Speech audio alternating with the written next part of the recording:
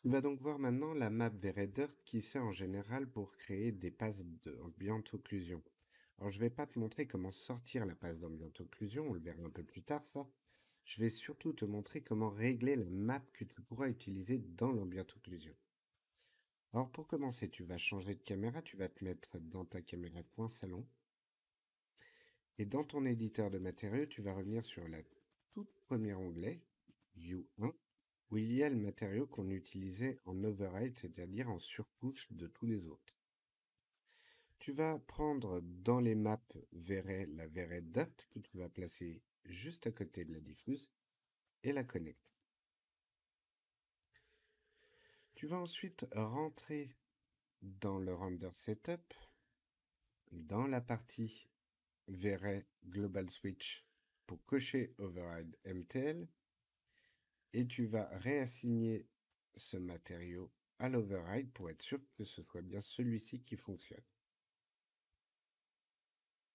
Tu vas aussi, pour préparer ta scène, rentrer dans le Very Light Lister et désactiver ici les lumières, à part, à la limite, ton Very Dome à conserver.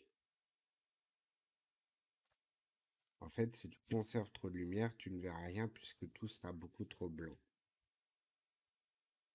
Tu vas pouvoir régler ta Very Dirt en double-cliquant sur l'entête et tu vas régler en premier lieu la distance, c'est-à-dire la distance où il va générer l'occlusion.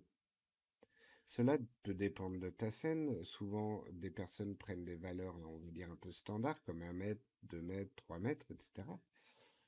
Mais moi, ce que je préfère, c'est prendre un objet en référence. C'est-à-dire, qu'est-ce que je veux voir un peu en occlusion dans ma scène. Par exemple, si tu prends ta table du fond ici, tu voudrais voir quand même une très légère occlusion au sol. Il faudrait prendre donc une distance qui soit au moins de la hauteur de la table, voire très légèrement au-dessus. Ici, je vais mettre un, allez, on va mettre un 130, 140 de hauteur. On sera très légèrement plus haut que la table quand même. Tu pourras ensuite jouer avec la distribution pour régler l'intensité et les subdivisions pour régler la qualité.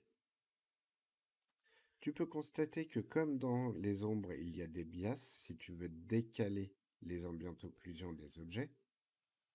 Puis après, choisir ce qui est affecté ou ce qui ne fonctionne pas. Par exemple, est-ce qu'elle doit affecter l'alpha? Est-ce qu'elle doit être ignorée par la global illumination? Ou encore, est-ce qu'elle doit gérer les transparences? Tu as aussi différents modes ambient occlusion, celle qui va nous intéresser, ou encore des modes de réflexion d'occlusion, comme le fong, le blin ou le ward. Tu pourras aussi utiliser des maps pour gérer les occlusions, les réflexions glossines que tu peux voir ici, dans le cas où tu as changé de mode, ou encore déformer un peu tes ambiantes avec des strokes, c'est-à-dire des traits, hein, on va dire un peu. Donc là, tu as tout appliqué au niveau de ton render setup. Tu peux rentrer dans ton VRFrame Buffer, couper ici ton région, arrêter le rendu et le relancer.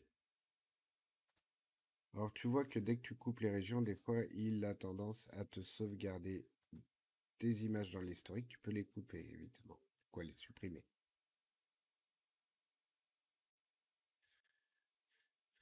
Alors pense bien une chose, c'est que même la qualité ici du rendu qu'on fait n'est pas une bonne qualité. Donc ça va être normal de voir du grain dans l'effet de dirt que tu utilises. Alors tu peux commencer à voir quelques effets, mais tu vas vraiment le voir sur les dernières passes de ton rendu.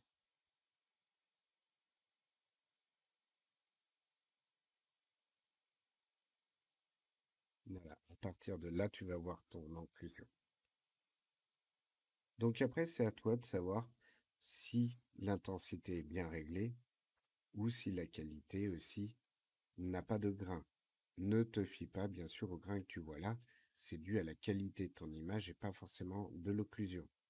Si ça vient de l'occlusion après avoir augmenté la qualité de ton image, que tu vois encore des grains dans les angles ici, donc dans les ombres portées, tu pourras dans ta map hop, améliorer ici la partie subdivision. Si par contre c'est trop ou pas assez intense, ça va être la partie distribution que tu vas modifier. Si tu montes la valeur, tu vas avoir des valeurs plus marquées, plus sombres. Donc là, cela me va très bien. Je pourrais utiliser cette map dans les sorties pour avoir une passe d'ambient occlusion.